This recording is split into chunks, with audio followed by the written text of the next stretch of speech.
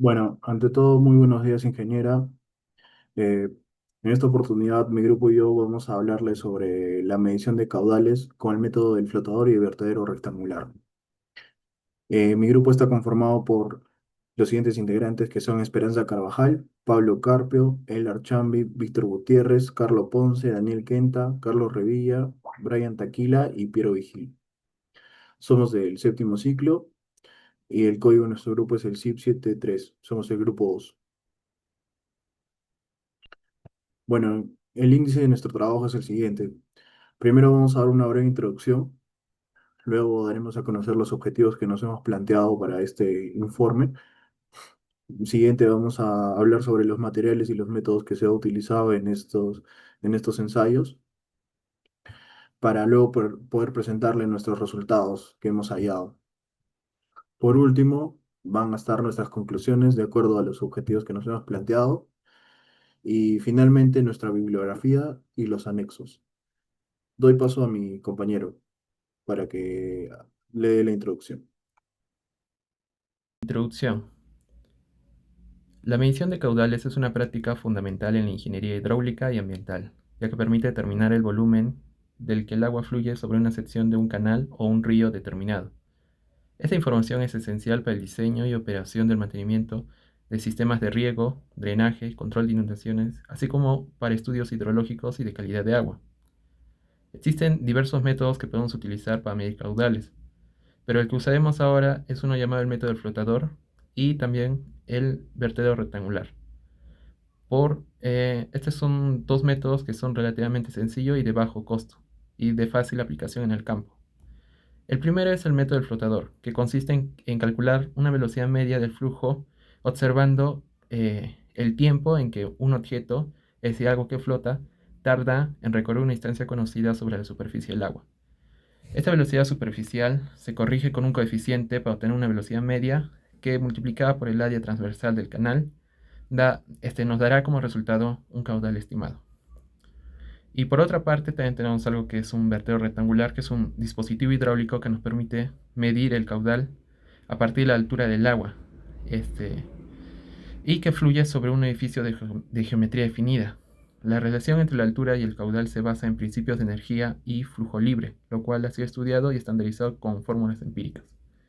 Y bueno, ambos métodos son, aunque empíricos, ofrecen resultados confiables si es que se realizan correctamente, y son especialmente útiles en zonas rurales, escolares o de difícil acceso tecnológico, contribuyendo a la gestión sostenible del recurso hídrico. Bueno, ahora sigamos con los objetivos. Como objetivo general, tenemos que comparar el método del flotador con el método de vertedero para la medición de los caudales, verificando la precisión de estos y bajo las mismas condiciones. Como objetivo específico, tenemos en primer lugar que la evaluación de la precisión de cada método, determinar cuál de estos métodos posee menor margen de error. En segundo lugar, determinar los factores que intervienen en el cálculo del caudal. Y finalmente, aplicar principios hidrológicos que nos puedan ayudar en la medición del caudal usando los métodos del vertedero y del flotador.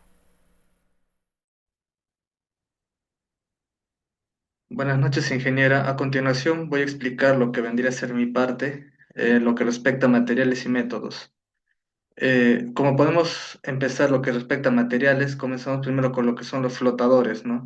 Podemos decir que son aquellos elementos que van a flotar en la superficie del agua y que nos van a permitir medir la velocidad superficial de la corriente, como vendría a ser esa esfera de tecnopor y ese rectángulo de madera.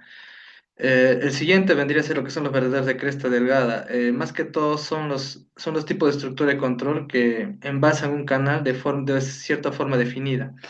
Además, se van a utilizar para determinar lo que es la descarga del canal. En el tercer punto tenemos lo que es el banco hidráulico. Como ya sabemos, vamos a utilizar es el elemento donde vamos a realizar el ensayo.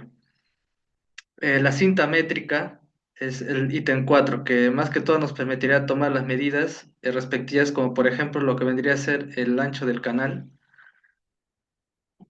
El siguiente material es cronómetro, nos va a pedir tomar lo que son nos va a pedir, es el instrumento que nos podrá permitir tomar lo que es el tiempo que demora cada flotador en llevar el vertedero para luego sacar los futuros cálculos, ¿no?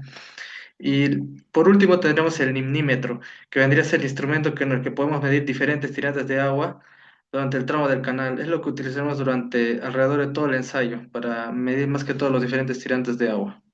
Ahora paso a mi siguiente compañero.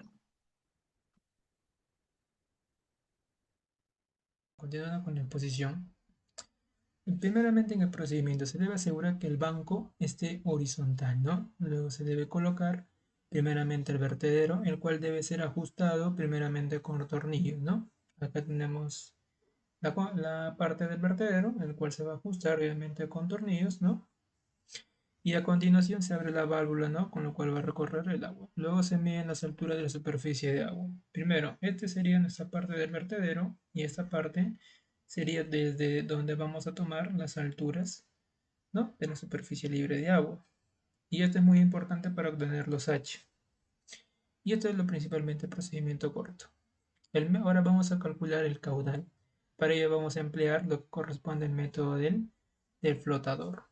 Para ello, primeramente se mide el largo del banco, no todo el largo específicamente, sino hasta cierta marca, de donde se va a dejar una madera y un flotador ir hacia la parte del vertedero. Entonces vamos a tomar el tiempo que le demora a este flotador llegar al vertedero, tomamos tiempo y ese tiempo vamos anotando, ¿no? Y la cantidad mínima de lanzamiento sería 8. Ahora, luego para medir el caudal volumétrico se debe cerrar el desfogue del banco hidráulico. Luego se inicia el llenado del banco tomando la lectura del volumen de agua no acumulado y se registra el tiempo en alcanzar un volumen determinado.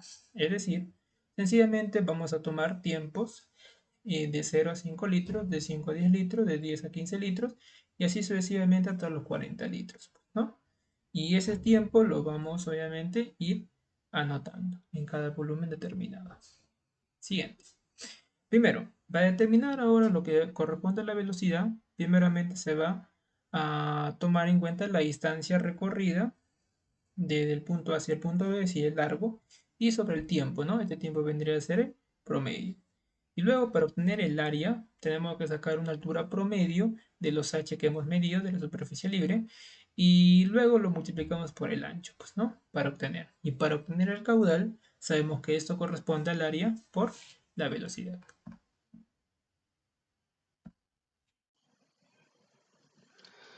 Bueno, ahora pasaremos a ver nuestros resultados. Primeramente, calcularemos el caudal experimental con el flotador, el cual se rige de la siguiente fórmula, el cual sería nuestra área de la sección por la velocidad superficial.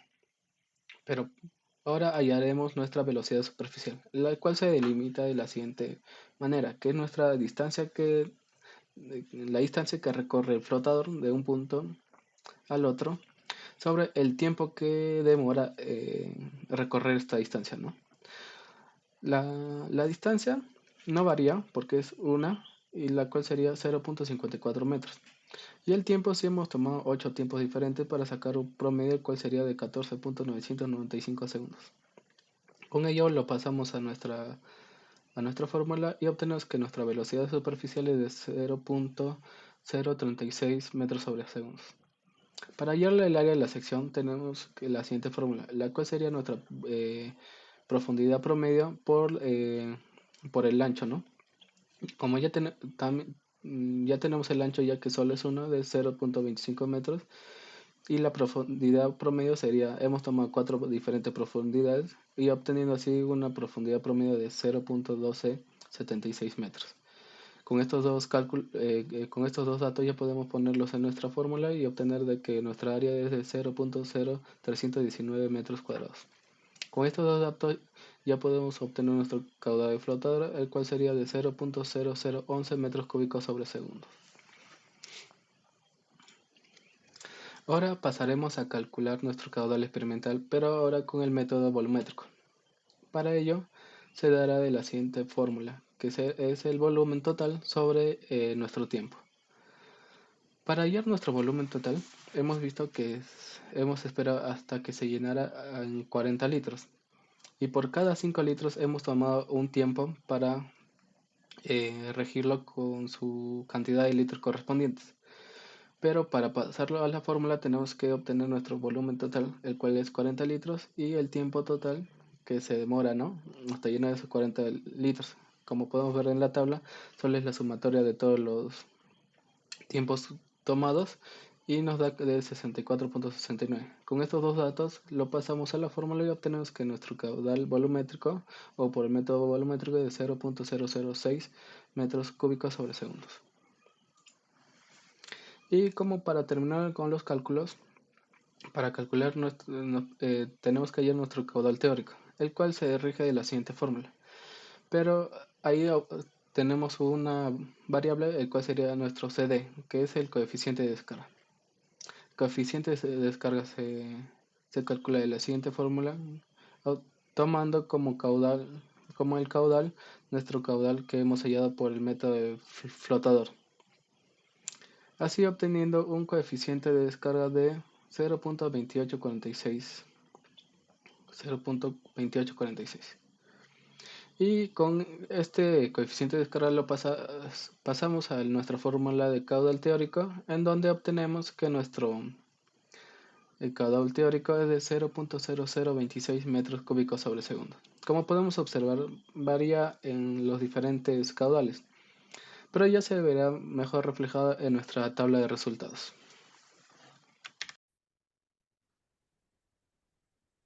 Bien, en la tabla de resultados se muestran todos los parámetros, tanto como datos y los cálculos que se han obtenido.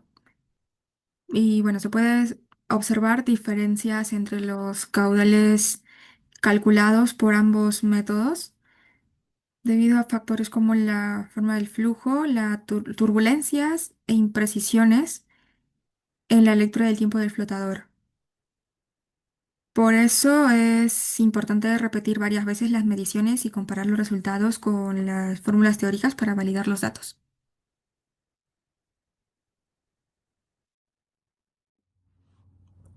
En conclusiones, tenemos que el método del vertedero resultó ser más preciso que el del flotador, al tener un menor margen de error en la medición del caudal. También que el método del flotador es más sensible a factores externos como la forma del canal y la variación de la velocidad de flujo. De ahí que los factores que influyen en el cálculo del caudal son velocidad de agua, sección del canal, tirante hidráulico y rugosidad del lecho. También que la aplicación de principios hidrológicos permitió mejorar la precisión de ambos métodos y entender mejor su comportamiento en distintas condiciones.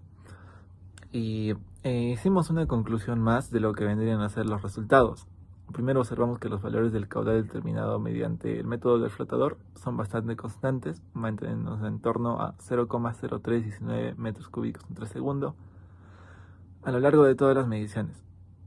Esta consistencia sugiere que las condiciones hidráulicas del canal durante las mediciones fueron relativamente estables, lo cual es un buen indicio de que el método fue aplicado correctamente y con un margen aceptable de repetitividad en los datos experimentales.